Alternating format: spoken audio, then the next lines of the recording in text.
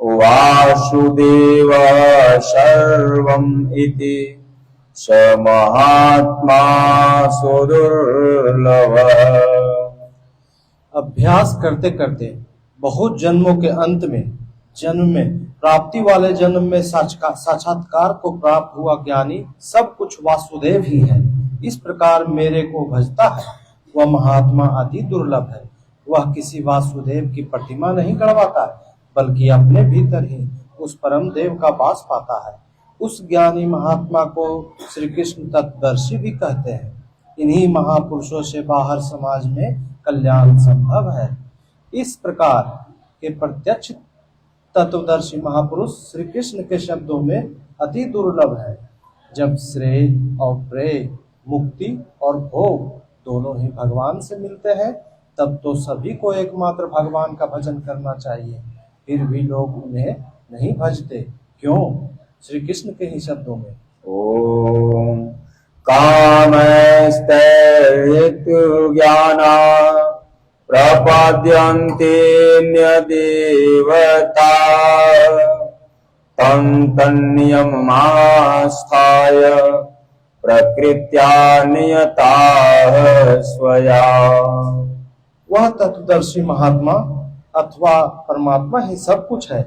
लोग ऐसा समझ नहीं पाते क्योंकि भोगों की कामनाओं द्वारा लोगों के विवेक, ज्ञान अथवा ज्ञान का अपहरण कर लिया गया है। इसलिए वे अपनी प्रकृति अर्थात जन्म जन्मांतरों से अर्जित संस्कारों के स्वभाव से प्रेरित होकर मुझ परमात्मा से भिन्न अन्य देवताओं और उनके लिए प्रचलित नियमों की शरण लेते हैं। यहाँ अन्य देवता का प्रसंग पहली बार आया है। ओम यो यो यां यां तनुं भक्त श्रद्धयार्चितुमिच्छति तस्य तस्याचलां श्रद्धां तामेव विदधाम्यहम्। जो सकामी भक्त जिस देवता के स्वरूप को श्रद्धा से पूजना चाहता है, मैं उसी देवता के प्रति उसकी श्रद्धा को स्थिर करता हूँ। मैं स्थिर करता हूँ क्योंकि देवता नाम की कोई वस्तु होती तब तो वह देवता ही श्रद्धा को स्थिर करता। ओम सतया श्रद्धया युक्ता तस्याराधनमीहते लभते च ततः कामान् मयैव विहितानि तान्। वह पुरुष उस श्रद्धा से युक्त होकर उस देव विग्रह के पूजन में तत्पर होता है और देवता के माध्यम से मेरे ही द्वारा निर्मित उन इच्छित भोगों को निसंदेह प्राप्त होता है। भोग कौन देता है? मैं ही देता हूँ। उसकी श्रद्धा का परिणाम है भोग, न कि किसी देवता की देन। किंतु वह फल तो पा ही लेता है, फिर इसमें बुराई क्या है? इस पर कहते हैं, ओम अंतवतु फलम तेषां तद्भवत्यल्पमेधसां देवान् देवयजो यान्ति मद्भक्ता यान्ति मामपि। परंतु उन अल्प बुद्धि वालों का वह फल नाशवान है। आज फल है तो भोगते भोगते नष्ट हो जाएगा, इसलिए नाशवान है। देवताओं को पूजने वाले देवताओं को प्राप्त होते हैं, अर्थात देवता भी नाशवान है। देवताओं से लेकर यावन मात्र जगत परिवर्तनशील और मरण धर्मा है। मेरा भक्त मुझे ही प्राप्त होता है जो अव्यक्त है, नैष्ठिकीम परम शांति पाता है। ओम अध्याय 3 में योगेश्वर श्री कृष्ण ने कहा कि इस यज्ञ द्वारा तुम लोग देवताओं अर्थात दैवी संपत्ति की उन्नति करो। ज्यों ज्यों दैवी संपत्ति की उन्नति होगी वही तुम्हारी उन्नति है। क्रमशः उन्नति करते करते परम श्री को प्राप्त कर लो। यहाँ देवता उस दैवी संपत्ति का समूह है जिससे परम देव परमात्मा का देवत्व अर्जित किया जाता है। दैवी संपत्ति मोक्ष के लिए है, जिसके 26 लक्षणों का निरूपण गीता के 16वें अध्याय में किया गया है। देवता हृदय के अंतराल में परम देव परमात्मा के देवत्व को अर्जित कराने वाले सद्गुणों का नाम है। थी तो यह अंदर की वस्तु, किंतु कालांतर में लोगों ने भीतर की वस्तु को बाहर देखना प्रारंभ कर दिया, मूर्तियां गढ़ ली, कर्मकांड रच डाले और वास्तविकता से दूर खड़े हो गए। श्री कृष्ण ने इस भ्रांति का निराकरण उपर्युक्त 4 श्लोकों में किया है। गीता में पहली बार अन्य देवताओं के नाम लेते हुए उन्हें कहा कि देवता होते ही नहीं, लोगों की श्रद्धा जहाँ झुकती है वहाँ मैं ही खड़ा होकर उनकी श्रद्धा को पुष्ट करता हूँ और मैं ही वहाँ फल भी देता हूँ। वह फल भी नश्वर है, फल नष्ट हो जाते हैं, कल्पित देवता नष्ट हो जाते हैं और ऐसे देवताओं को पूजने वाला भी नष्ट हो जाता है। जिनका विवेक नष्ट हो गया है वे मूढ़ बुद्धि ही अन्य देवताओं को पूजते हैं। श्री कृष्ण तो यहाँ तक कहते हैं कि अन्य देवताओं को पूजने का विधान ही अयुक्ति संगत है। आगे देखेंगे अध्याय 9:23 में। ओम अव्यक्तं व्यक्तिमापन्नं मन्यन्ते माम बुद्धय परं भावम् अजानन्तो मम अव्ययमनोत्तमम्। यद्यपि जब देवताओं के नाम पर देवता नाम की कोई वस्तु है ही नहीं, जो फल मिलता है वह भी नाशवान है, फिर भी सब लोग मेरा भजन नहीं करते, क्योंकि बुद्धिहीन पुरुष, जैसा पिछले श्लोक में आया कि कामनाओं द्वारा जिनका ज्ञान अपहृत हो गया है वे मेरे सर्वोत्तम अविनाशी और परम प्रभाव को भली प्रकार नहीं जानते, इसलिए वे मुझ अव्यक्त पुरुष को व्यक्ति भाव को प्राप्त हुआ मानते हैं, मनुष्य मानते हैं। अर्थात श्री कृष्ण भी मनुष्य शरीरधारी योगी थे, योगेश्वर थे, जो स्वयं योगी हो और दूसरों को भी योग प्रदान करने की जिनमें क्षमता हो उन्हें योगेश्वर कहते हैं। साधना के सही दौर में पकड़कर क्रमशः उत्थान होते होते महापुरुष भी उसी परम भाव में स्थित हो जाते हैं। शरीरधारी होते हुए भी वे उसी अव्यक्त स्वरूप में स्थित हो जाते हैं। फिर भी कामनाओं से विवश मंद बुद्धि के लोग उन्हें साधारण व्यक्ति ही मानते हैं। वे सोचते हैं कि हमारी ही तरह तो यह भी पैदा हुए हैं, भगवान कैसे हो सकते हैं। उन विचारों का दोष भी क्या है। दृष्टिपात करते हैं तो शरीर ही दिखाई पड़ता है। वे महापुरुष के वास्तविक स्वरूप को देख क्यों नहीं पाते। इस पर योगेश्वर श्री कृष्ण से ही सुने। ओम नाहं प्रकाश सर्वस्य योगमाया समावृतः मूढोऽयं न विजानाति लोको मामजमव्ययम्। सामान्य मनुष्य के लिए माया एक पर्दा है जिसके द्वारा परमात्मा सर्वदा छिपा है। योग साधना समझकर वह इसमें प्रवृत्त होता है। इसके पश्चात योग माया अर्थात योग क्रिया भी एक आवरण ही है। योग का अनुष्ठान करते करते उसकी पराकाष्ठा योग रूढ़ता आ जाने पर वह छिपा हुआ परमात्मा विदित होता है। योगेश्वर कहते हैं, मैं अपनी योग माया से ढका हुआ हूँ। केवल योग की परिपक्व अवस्था में ही मुझे यथार्थ देख सकते हैं। मैं सबके लिए प्रत्यक्ष नहीं हूँ।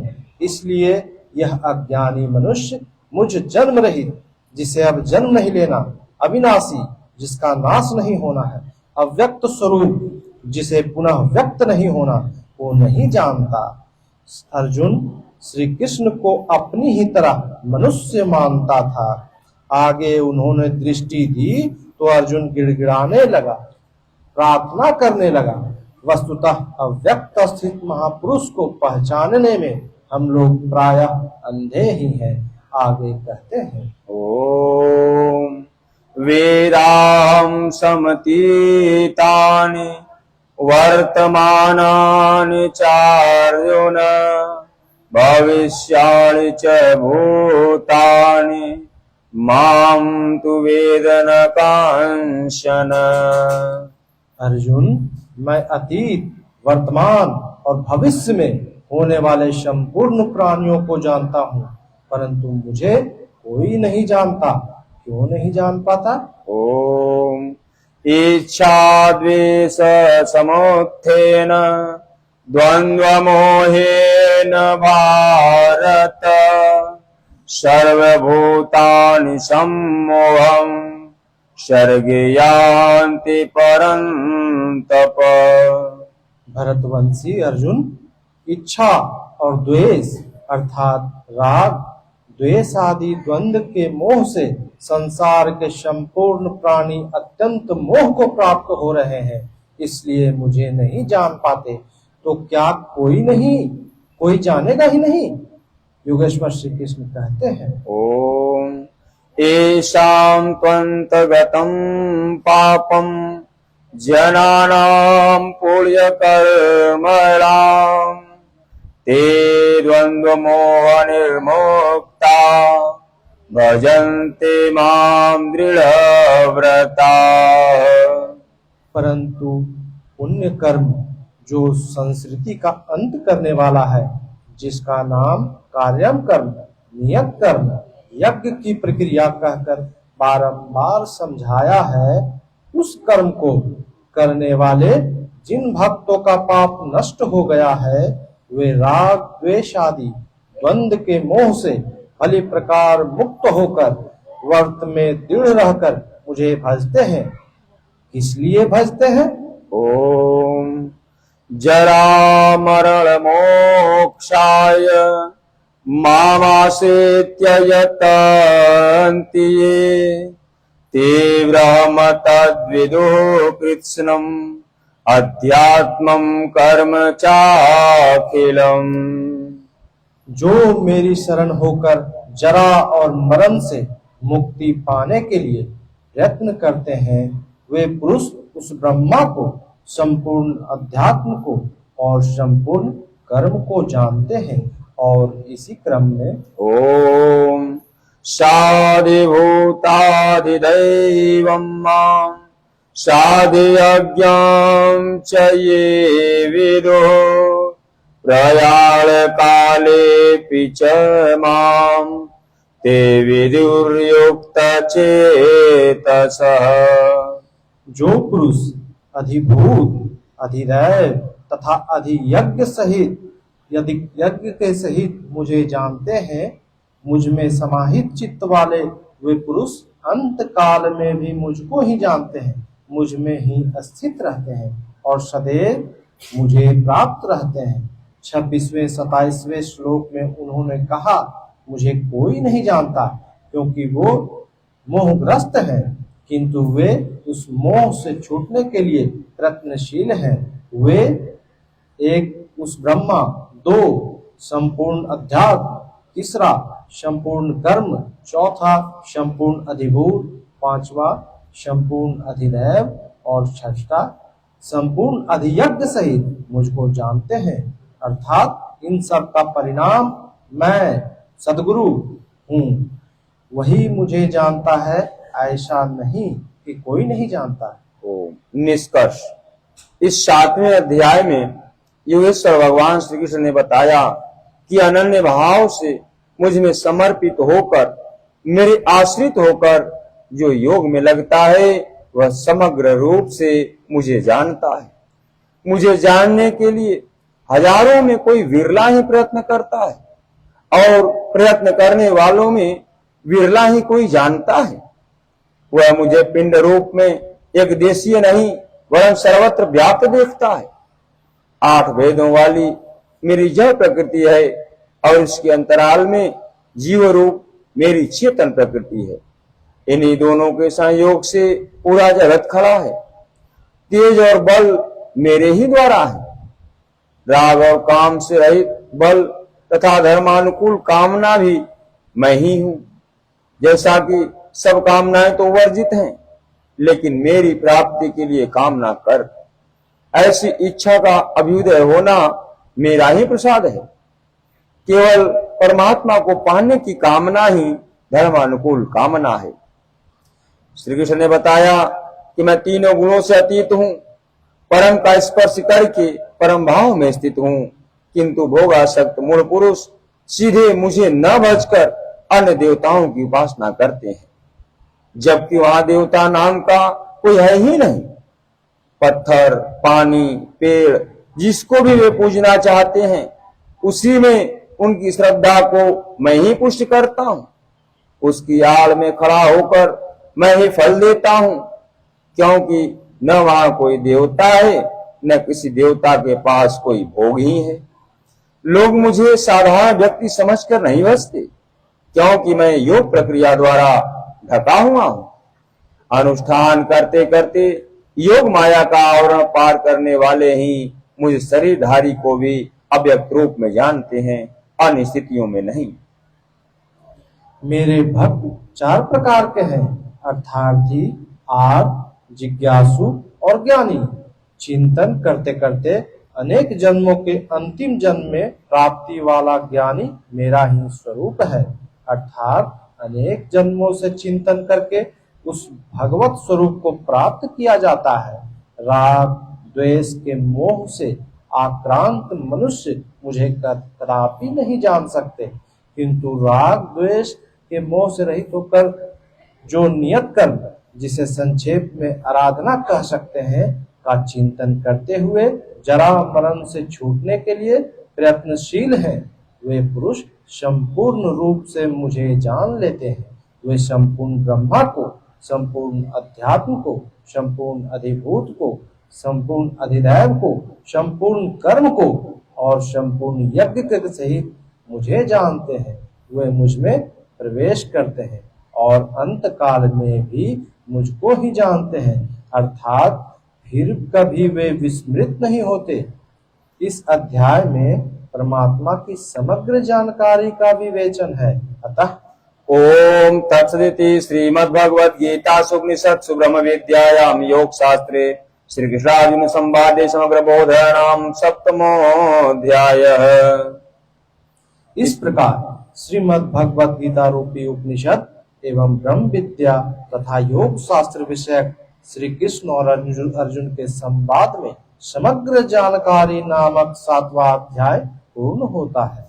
इति श्रीमद् परमहंस परमानंदस्य शिष्य स्वामी श्री अलगलानंद जी कृते श्रीमद् भगवद गीताया यथार्थ गीता भाष्ये समग्र बोधनाम सप्तमोऽध्याय।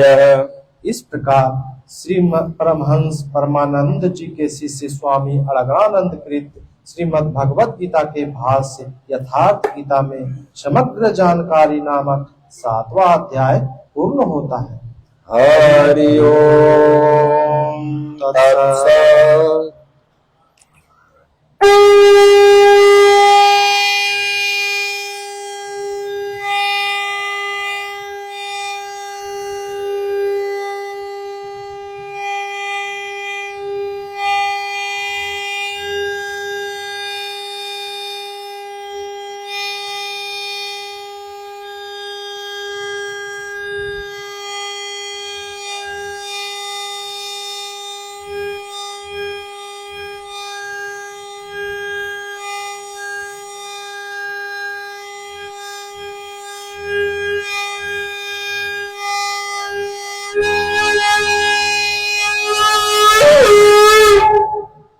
ओम श्री सद्गुरुदेव भगवान की जय।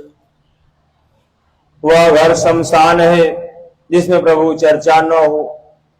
आज का मानव इतना व्यस्त है कि चाह कर भी भजन के लिए समय नहीं निकाल पाता। ऐसी परिस्थिति में गीता का संदेश कर्ण कुंवरों तक पहुंच भर जाए तो परम श्रेय और समृद्धि के संस्कारों का बीजारोपण हो जाता है। भगवान की वाणी के इन प्रसारण से दिन भर उस परम प्रभु का स्मरण बना रहेगा और यही भजन की आधारशिला है। ओम श्री परमात्मने नमः। अथाष्टमोऽध्याय।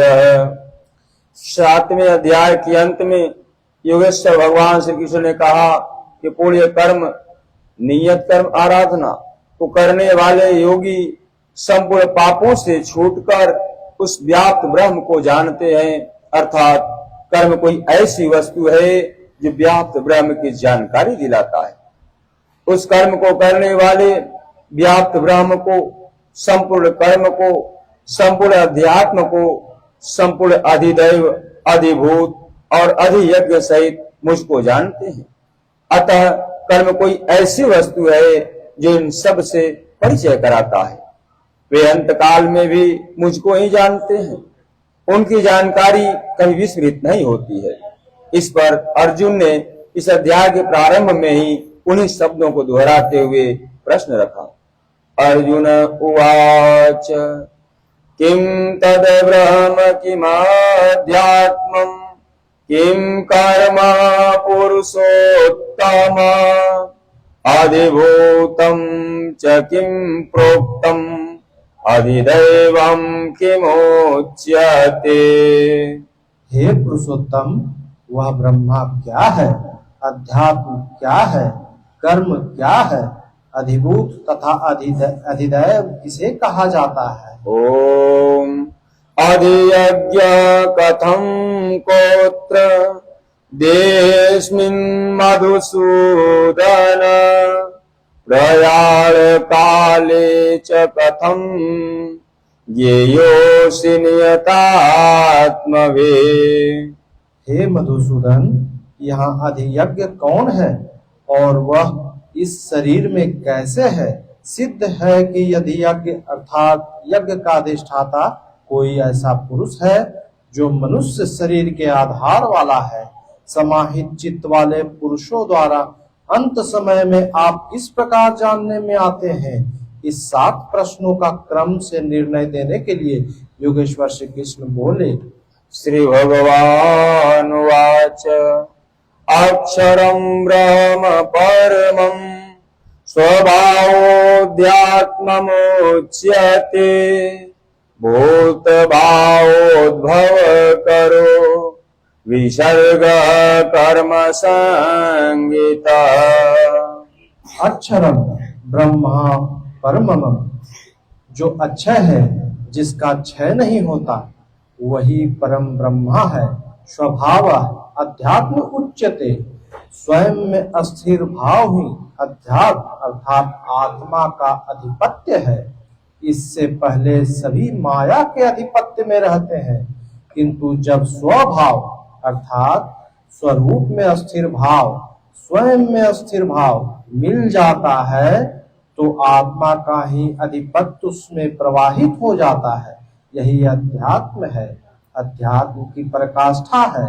भूत भावोद्भव करा है, भूतों के वे भाव जो कुछ न कुछ उद्भव करते हैं, अर्थात प्राणियों के वे संकल्प जो भले अथवा बुरे संस्कारों की संरचना करते हैं, उनका विसर्ग अर्थात विसर्जन, उनका मिट जाना ही कर्म की पराकाष्ठा है। यही संपूर्ण कर्म है जिसके लिए योगेश्वर ने कहा वह संपूर्ण कर्म को जानता है। वहां कर्म पूर्ण है, आगे आवश्यकता नहीं है। नियत कर्म इस अवस्था में जबकि भूतों के वे भाव जो कुछ न कुछ रचते हैं, भले बुरे अथवा संस्कार ग्रहण करते हैं, बनाते हैं, वे जब सर्वदा शांत हो जाएं, यही कर्म की संपूर्णता है। इसके आगे कर्म करने की आवश्यकता नहीं रह जाती। अतः कर्म कोई ऐसी वस्तु है जो भूतों के संपूर्ण संकल्पों को, जिनसे कुछ न कुछ संस्कार बनते हैं, उनका शमन कर देती है। कर्म का अर्थ है आराधना, चिंतन, जो यज्ञ में है। ओम अधिभूतं क्षरो भाव पुरुषस्याधिदैवतम् अधियज्ञोऽहमेवात्र देहे देहभृतां वर। जब तक अक्षय भाव नहीं मिलता, तब तक नष्ट होने वाले संपूर्ण क्षर भाव अधिभूत अर्थात भूतों के अधिष्ठान है। वही भूतों की उत्पत्ति उत्पत्ति के कारण है। पुरुषः च अधिदैवतम, प्रकृति से परे जो परम पुरुष है वही अधिदैव अर्थात संपूर्ण देवों दैवी संपद का अधिष्ठाता है। दैवी संपद उसी परम देव में विलीन हो जाती है। देहधारियों में श्रेष्ठ अर्जुन, इस मनुष्य तन में मैं ही अधियज्ञ हूँ अर्थात यज्ञों का अधिष्ठाता हूँ। अतः इसी शरीर में अव्यक्त स्वरूप में स्थित महापुरुष ही अधियज्ञ है। श्री कृष्ण एक योगी थे जो संपूर्ण यज्ञों का भोक्ता है। अंत में यज्ञ उसमें प्रवेश पा जाते हैं, वही परम स्वरूप मिल जाता है। इस प्रकार अर्जुन के 6 प्रश्नों का समाधान हुआ। अब अंतिम प्रश्न कि अंत काल में कैसे आप जानने में आते हैं जो कभी विस्मृत नहीं होते। ओम अंत काले च मामेव स्मरन् मुक्त्वा कलेवरम् यः प्रयाति समद्भावम् याति नास्त्यत्र संशय। योगेश्वर श्री कृष्ण कहते हैं कि जो पुरुष अंत काल में अर्थात मन के निरोध और विलय काल में मेरा ही स्मरण करते हुए शरीर के संबंध को छोड़ अलग हो जाता है, वह मद भावम साक्षात मेरे स्वरूप को प्राप्त होता है, इसमें संशय नहीं है। ओम शरीर का निधन शुद्ध अंतकाल नहीं है। मरने के बाद भी शरीरों का क्रम पीछे लगा रहता है। संचित संस्कारों की सतह के मिट जाने के साथ ही मन का निरोध हो जाता है और वह मन भी जब विलीन हो जाता है तो वहीं पर अंतकाल है, जिसके बाद शरीर धारण नहीं करना पड़ता। यह क्रियात्मक है। केवल कहने से वार्ताक्रम से समझ में नहीं आता। जब तक वस्त्रों की तरह शरीर का परिवर्तन हो रहा है तब तक शरीरों का अंत कहाँ हुआ। मन के निरोध और निर्धुम मन के भी विलय काल में जीते जी शरीर के संबंधों का विच्छेद हो जाता है। यदि मरने के बाद ही यह स्थिति मिलती तो श्री कृष्ण भी पूर्ण न होते। उन्होंने कहा कि अनेक जन्मों के अभ्यास से प्राप्ति वाला ज्ञानी साक्षात मेरा स्वरूप है। मैं वह हूं और वह मुझ में है। लेश मात्र भी उसमें और मुझ में अंतर नहीं है। यह जीते जी प्राप्ति है। जब फिर कभी शरीर न मिले वही शरीरों का अंत है। यह तो वास्तविक शरीरांत का चित्रण हुआ, जिसके पश्चात जन्म नहीं लेना पड़ता है। दूसरा शरीरांत मृत्यु है जो लोक प्रचलित है, किंतु इस शरीरांत के पश्चात पुनः जन्म लेना पड़ता है। ओम यम यम वापि स्मरन् भावम् त्यजत्यन्ते कलेवरम् तं तमेवैति कौन्तेय सदा तद्भाव भाविता। कौन्तेय, मृत्यु के समय जिस मनुष्य जिस भी भाव को स्मरण करता हुआ शरीर को त्यागता है उसको ही प्राप्त होता है। तब तो बड़ा सस्ता सौदा है। आजीवन मौज करे और मरने लगे तो भगवान का स्मरण कर लेंगे, किंतु श्री कृष्ण कहते हैं ऐसा होता नहीं। सदा तद्भाव भाविता, उस ही भाव का चिंतन कर पाता है जैसा जीवन भर किया है। वही विचार बरबस आ जाता है जिसका जीवन भर अभ्यास किया है, अन्यथा नहीं हो पाता। अतः ओम तस्मात् सर्वेषु कालेषु मामनुस्मर योऽद्य च मय्यर्पित मनोबुद्धिर् मामे वैश्यस्य संशयम्। इसलिए अर्जुन, तू हर समय मेरा स्मरण कर और युद्ध कर। मुझ में अर्पित मन और बुद्धि से युक्त होकर तू निसंदेह मुझे ही प्राप्त होगा। निरंतर चिंतन और युद्ध एक साथ कैसे संभव है? हो सकता है कि निरंतर चिंतन और युद्ध का यही स्वरूप हो कि जय कन्हैया लाल की, जय भगवान की कहते रहे और बाण चलाते रहे, किंतु स्मरण का स्वरूप अगले श्लोक में स्पष्ट करते हुए योगेश्वर कहते हैं। ओम अभ्यास योग योक्तेन चेतसा नान्यगामिना परमं पुरुषं दिव्यं याति पार्थानुचिन्तयन्। हे पार्थ, उस स्मरण के लिए योग के अभ्यास से युक्त हुआ मेरा चिंतन और योग का अभ्यास पर्याय है। मेरे सिवाय दूसरे और न जाने वाले चित्त से निरंतर चिंतन करने वाला परम प्रकाश स्वरूप दिव्य पुरुष अर्थात परमात्मा को प्राप्त होता है। मान लीजिए कि यह पेंसिल भगवान है, तो इसके सिवाय अन्य किसी वस्तु का स्मरण नहीं आना चाहिए। इसके अगल बगल आपको पुस्तक दिखाई पड़ती है या अन्य कुछ भी, तो आपका स्मरण खंडित हो गया।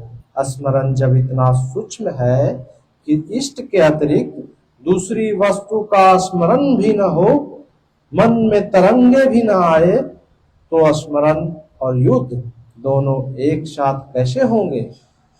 वस्तुतः जब आप चित्त को सब ओर से समेट कर अपने एक आराध्य के स्मरण में प्रवृत्त होंगे, तो उस समय माइक प्रवृत्तियां काम, क्रोध, राग, द्वेष बाधा के रूप में सामने प्रकट ही है। आप स्मरण करेंगे, किंतु वे आपके अंदर उद्वेग पैदा करेगी।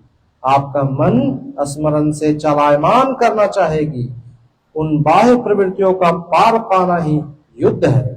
निरंतर चिंतन के साथ ही युद्ध संभव है।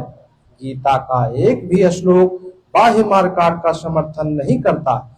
चिंतन किसका करें, इस पर कहते हैं। ओम कविं पुराणमनुष्ठितारम् अरुरलीयांसमनुस्मरेद्य सर्वस्य धातारमचिन्त्य रूपम् आदित्यवर्णं तं सः परस्तात्।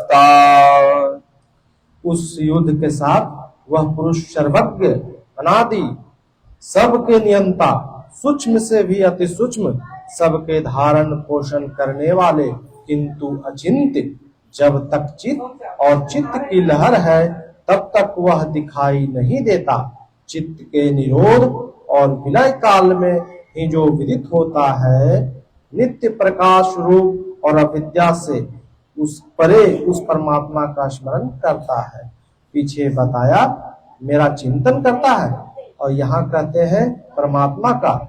अतः उस परमात्मा के चिंतन ध्यान का माध्यम तत्वस्थित महापुरुष है।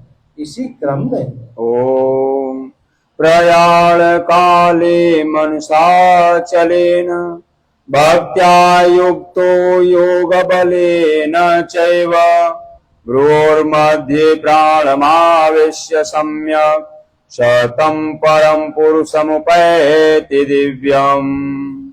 जो निरंतर उस परमात्मा का स्मरण करता है, वह भक्ति युक्त पुरुष प्रयाण काले मन के विलीन अवस्था काल में योग बल से अर्थात उसी नियत कर्म के आचरण द्वारा भ्रिकुटी के मध्य में प्राण को भली प्रकार स्थापित करके, प्राण अपान को भली प्रकार सम करके, न अंदर से उद्वेग पैदा हो, न बाह्य संकल्प कोई लेने वाला हो, सत्य रज तम भली प्रकार शांत हो, सूरत इष्ट में ही स्थित हो, उस काल में वह अचल मन अर्थात स्थिर बुद्धि वाला पुरुष उस दिव्य पुरुष परमात्मा को प्राप्त होता है। सतत स्मरणीय है कि उसी एक परमात्मा की प्राप्ति का विधान योग है। उसके लिए नियत क्रिया का आचरण ही योग क्रिया है, जिसका सविस्तार वर्णन योगेश्वर ने चौथे छठे अध्याय में किया है। अभी उन्होंने कहा निरंतर मेरा ही स्मरण कर, कैसे करें? तो इसी योग का धारणा में स्थिर करते हुए करना है। ऐसा करने वाला दिव्य पुरुष को ही प्राप्त होता है, जो कभी विस्मृत नहीं होता। यहाँ इस प्रश्न का समाधान हुआ कि आप प्रयाण काल में किस प्रकार जानने में आते हैं। पाने योग पद का चित्रण देखें जो गीता में स्थान स्थान पर आया है। ओम यदक्षरं वेदविदो वदन्ति विसन्ति यद्यतयो वेतरागाः यदिच्छन्तो ब्रह्मचर्यं चरन्ति तत्ते पदं संग्रहेण प्रवक्ष्ये। वेदविद अर्थात अविदित तत्व को प्रत्यक्ष जानने वाले लोग जिस परम पद को अक्षरम अक्षय कहते हैं, वितराग महात्मा जिसमें प्रवेश के लिए यत्नशील रहते हैं, जिस परम पद को चाहने वाले ब्रह्मचर्य का पालन करते हैं। ब्रह्मचर्य का अर्थ जनेन्द्रिय मात्र का निरोध नहीं, बल्कि ब्रह्मा आचरति स ब्रह्मचारी, बाह्य स्पर्शों को मन से त्याग कर ब्रह्मा का निरंतर चिंतन स्मरण ही ब्रह्मचर्य है। जो ब्रह्मा का दर्शन करा उसी में स्थान दिला शांत हो जाता है। इस आचरण से इंद्रिय संयम ही नहीं बल्कि सकल इंद्रिय संयम स्वतः हो जाता है। इस प्रकार जो ब्रह्मचर्य का आचरण करते हैं, जो हृदय में संग्रह करने योग्य है, धारण करने योग्य है, उस पद को मैं तेरे लिए कहूंगा।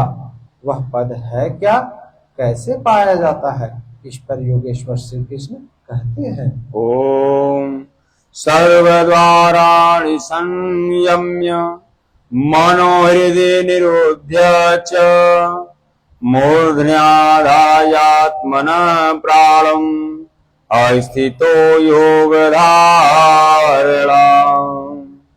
सब इंद्रियों के दरवाजों को रोककर अर्थात वासनाओं से अलग रहकर मन को हृदय में स्थित करके ध्यान हृदय में ही धरा जाता है, बाहर नहीं।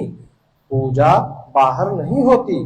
प्राण अर्थात अंतःकरण के व्यापार को मस्तिष्क में निरोध कर योग धारणा में स्थित होकर योग को धारण किए रहना है, दूसरा तरीका नहीं है। ओम इत्येकाक्षरं ब्रह्म व्याहरन् मामनुस्मरन् यः प्रयाति त्यजन् देहं स याति परमां गतिम्।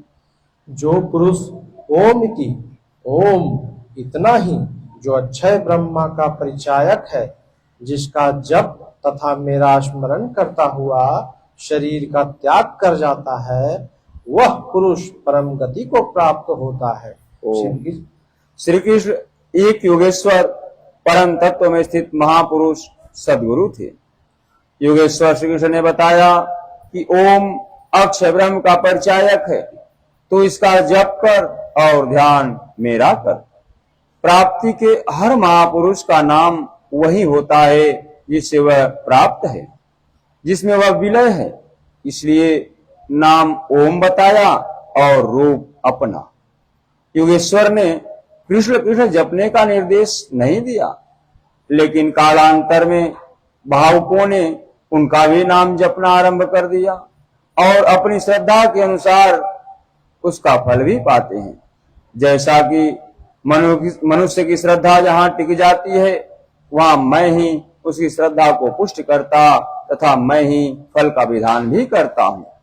भगवान शिव ने राम शब्द के जपने पर बल दिया।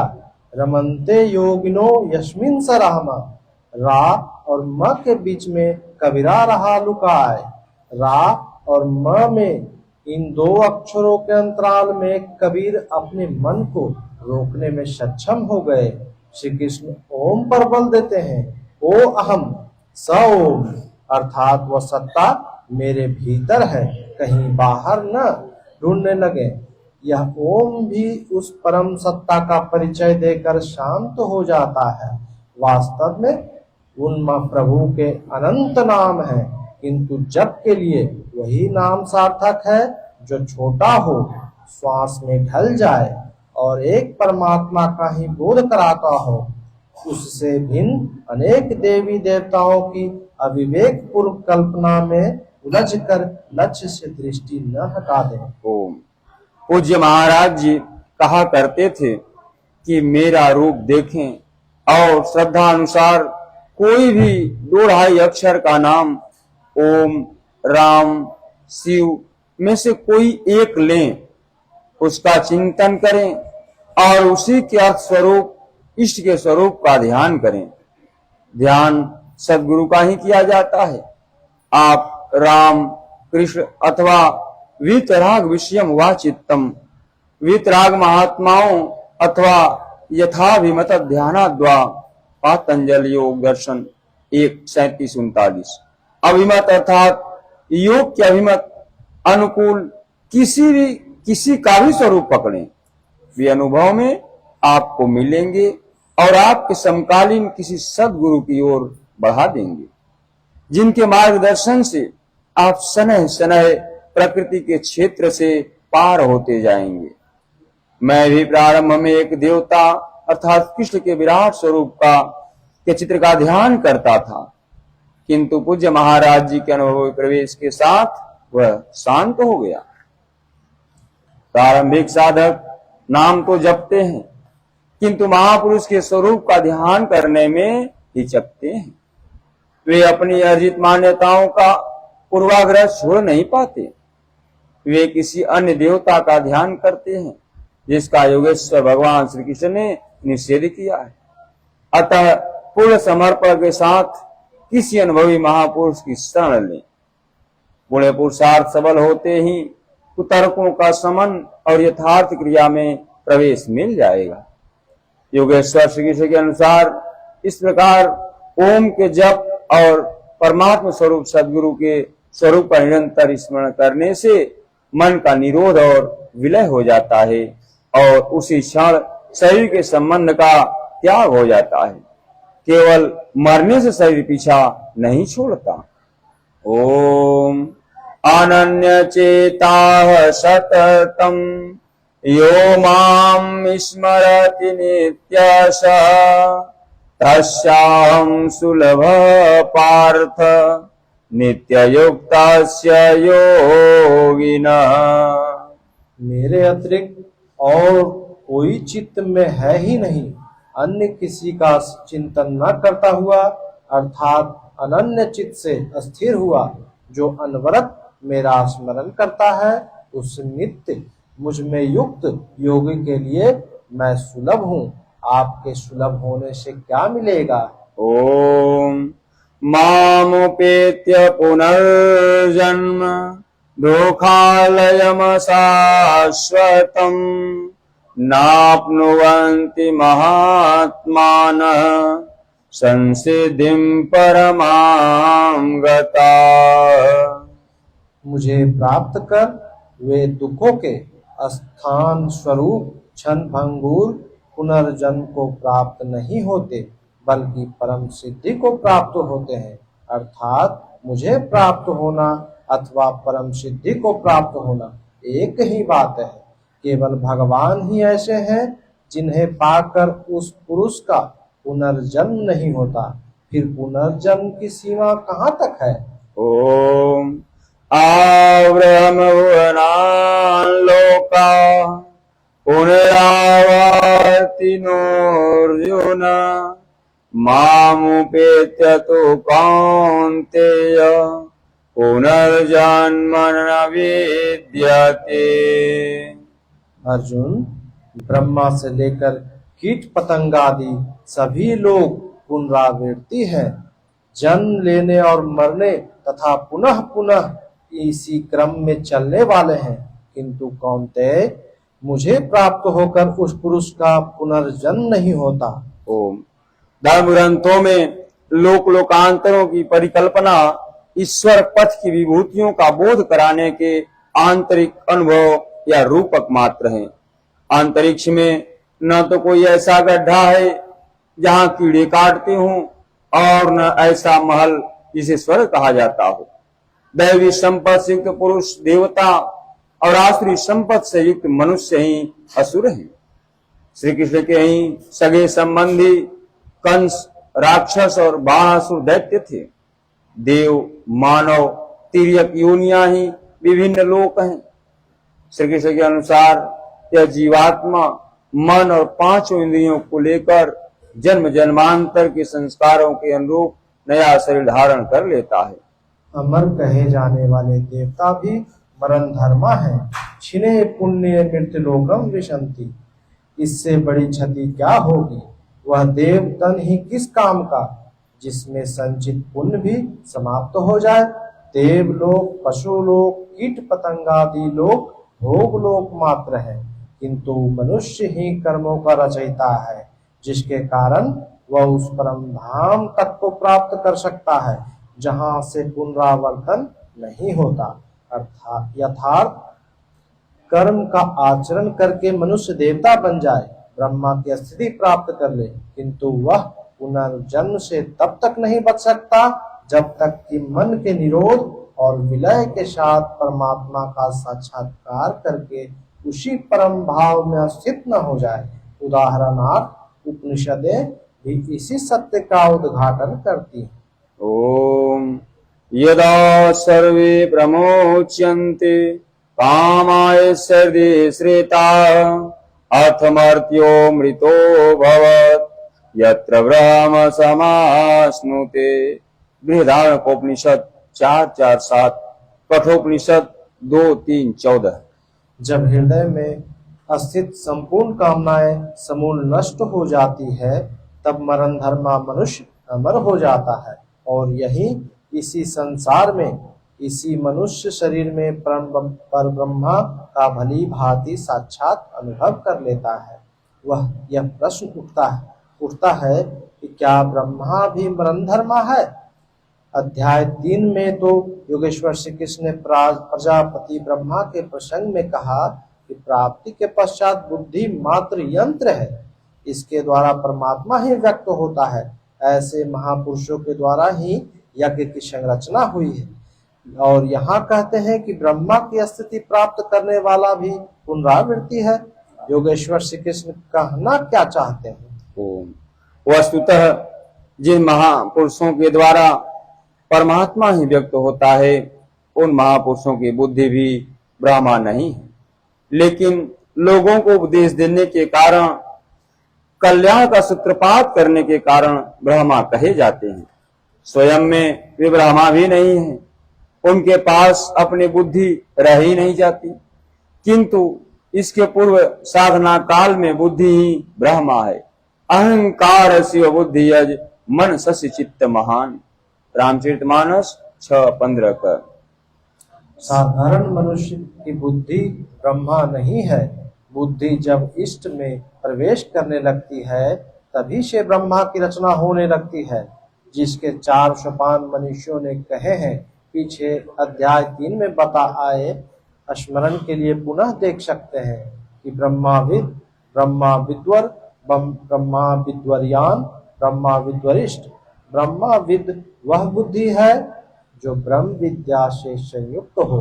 ब्रह्म विद्वर वह है जिसे ब्रह्मा विद्या में श्रेष्ठता प्राप्त हो। ब्रह्म विद्वर्यान वह बुद्धि है जिसमें वह ब्रह्मा विद्या में दक्ष ही नहीं वरन उसका नियंत्रक, संचालक बन जाता है। ब्रह्मा विद्वरिष्ठ बुद्धि का वह अंतिम छोर है जिसमें इष्ट प्रवाहित है।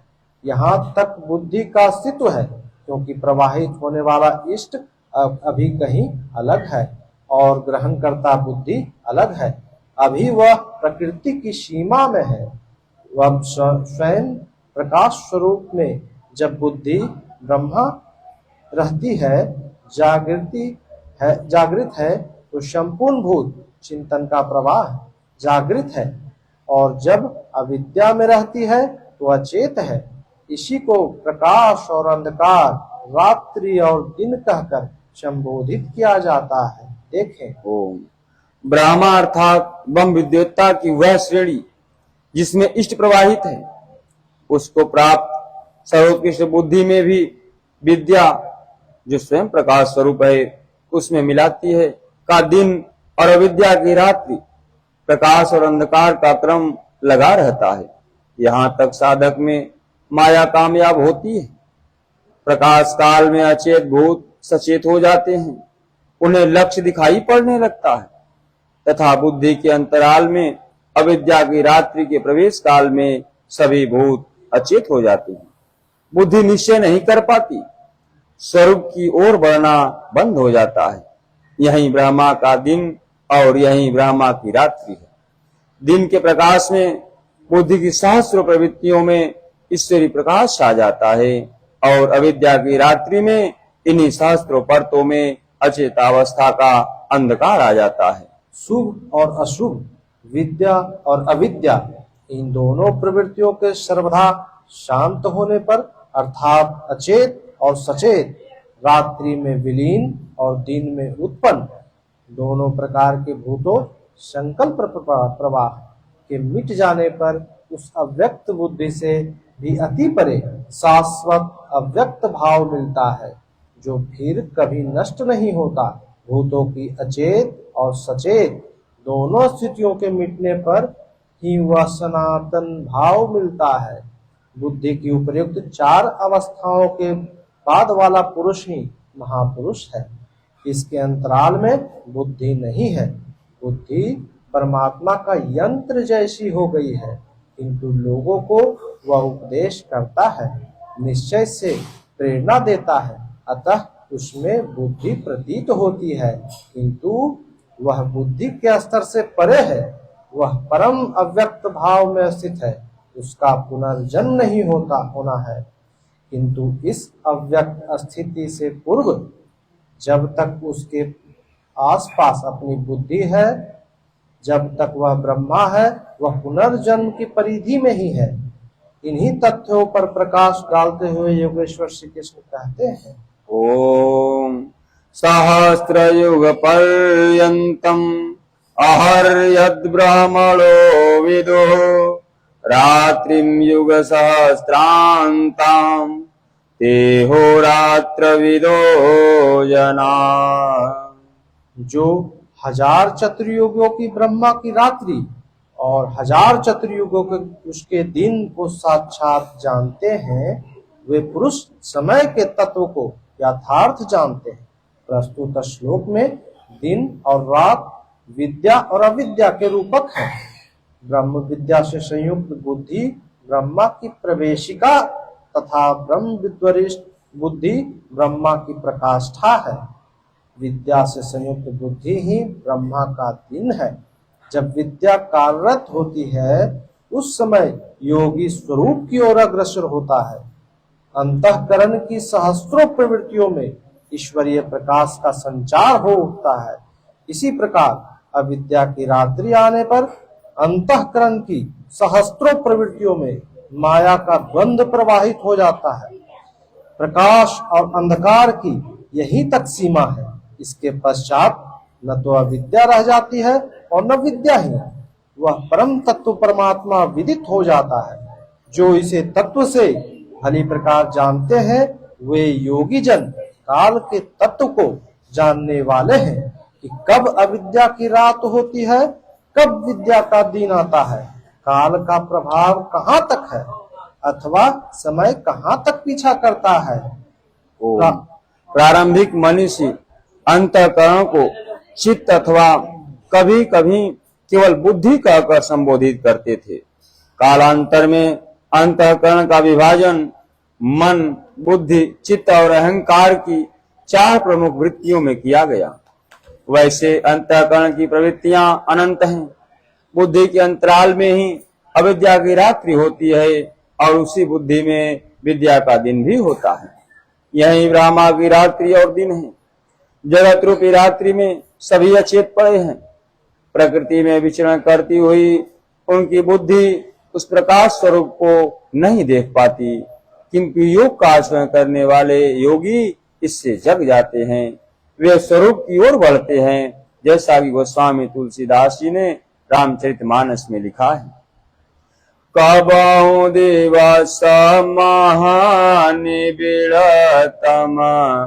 कबहु का प्रगट पतंग विनसई उपजई ज्ञान जिमे पाए कुसंग सुसंग। रामचरितमानस 4:15 ख। विद्या से संयुक्त बुद्धि कुसंग पाकर अविद्या में परिणत हो जाती है। पुनः सुसंग से विद्या का संचार उसी बुद्धि में हो जाता है। यह उतार चढ़ाव पूर्ति पर्यंत लगा रहता है। पूर्ति के पश्चात न बुद्धि है न ब्रह्मा, न रात रहती है न दिन। यही ब्रह्मा के दिन रात के रूपक है। न हजारों साल की लंबी रात होती है, न हजारों चतुर्युग का दिन ही होता है, और न ही कोई चार मुंह वाला ब्रह्मा ही है। बुद्धि की उपर्युक्त 4 क्रमिक अवस्थाएं ही ब्रह्मा के 4 मुख और अंतःकरण की 4 प्रमुख प्रवृत्तियों ही उसके चतुर्युग हैं। रात और दिन इन्हीं प्रवृत्तियों में होते हैं। जो पुरुष उसके भेद को तत्व से जानते हैं, वे योगीजन काल के भेद को जानते हैं कि काल कहाँ तक पीछा करता है और कौन पुरुष काल से अतीत हो जाता है। रात्रि और दिन, अविद्या और विद्या होने वाले कार्य को योगेश्वर श्री कृष्ण स्पष्ट करते हैं। ओम अव्यक्ताद्व्यक्तयः सर्वा प्रभवन्त्यरागमे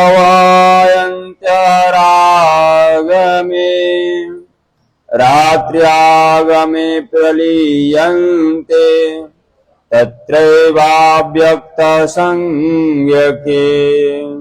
ब्रह्मा के दिन में प्रवेश काल में अर्थात विद्या दैवी संपत्ति के प्रवेश काल में संपूर्ण प्राणी अव्यक्त बुद्धि में जागृत हो जाते हैं, और रात्रि के प्रवेश काल में उसी अव्यक्त अदृश्य बुद्धि में जागृति के सूक्ष्म तत्व अचेत हो जाते हैं। वे प्राणी अविद्या की रात्रि में स्वरूप को स्पष्ट नहीं देख पाते, किंतु उनका अस्तित्व रहता है। जागृत होने और अचेत होने के माध्यम यह बुद्धि है, जो सब में अव्यक्त रहती है, दृष्टिगोचर नहीं है।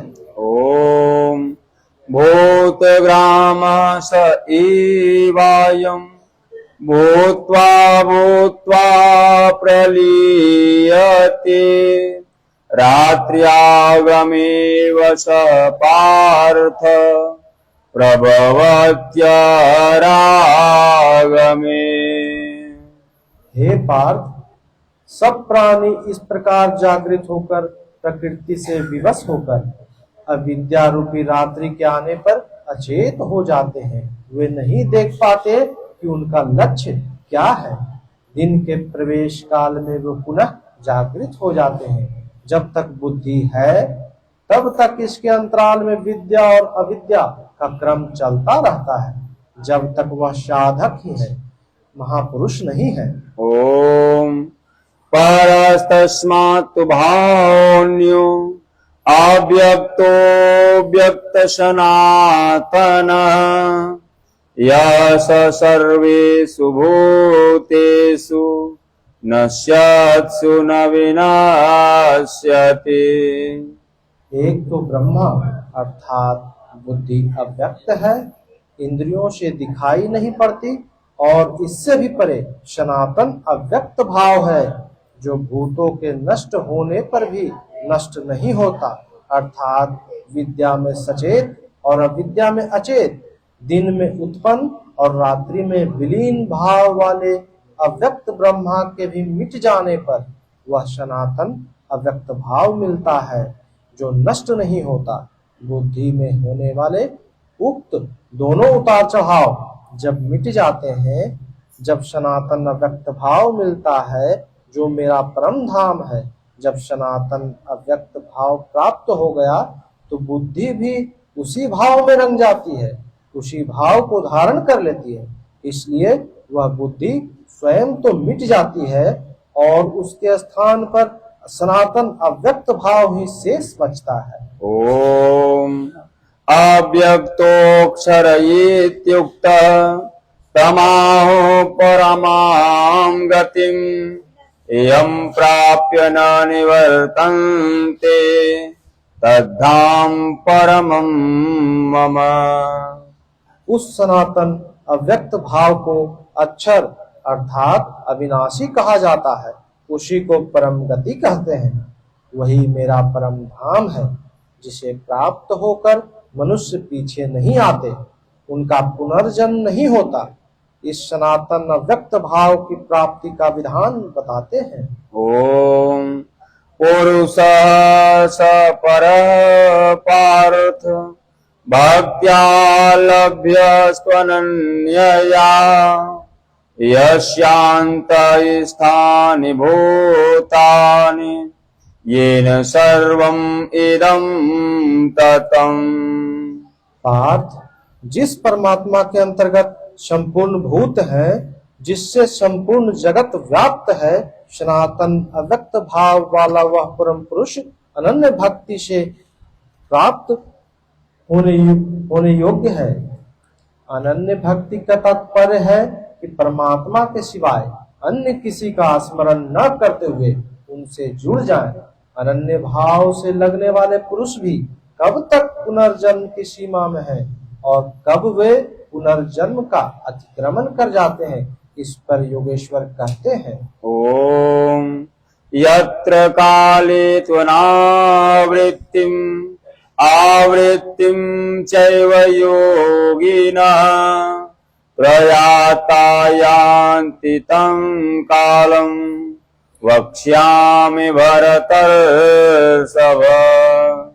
हे अर्जुन, जिस काल में शरीर त्याग कर गए हुए योगी जन पुनर्जन्म को नहीं पाते और जिस काल में शरीर त्यागने पर पुनर्जन्म को पाते हैं, मैं अब उस काल का वर्णन करता हूँ। ओम अग्निर्ज्योतिरः शुक्लः खड्मांसा उत्तरायणम् तत्र प्रयाता गच्छन्ति ब्रह्मविदो जना।